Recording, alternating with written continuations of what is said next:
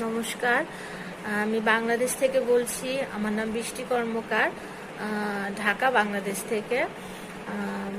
আমি মার একজন ভক্ত।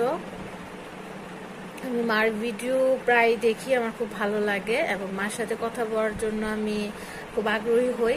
তারপর অ্যাপয়েন্টমেন্ট নেওয়ার 1-1.5 মাস পরে মার সাথে আমি কথা বলি অনলাইনের মাধ্যমে। 5-6 মিনিটের মধ্যে মার সাথে আমার কথা হয় এবং মা আমাকে না দেখিয়ে যা যা বলছে আমার সম্বন্ধে আমার সাথে মিলে গেছে এবং খুব ভালো লাগছে আমার মার সাথে কথা বলে। খুব ভালো একজন মানুষ মা। আমি আশা করি আমার পরের যেগুলি মা বলবে এবং যা করার হবে নিশ্চয়ই মা করে দিবে।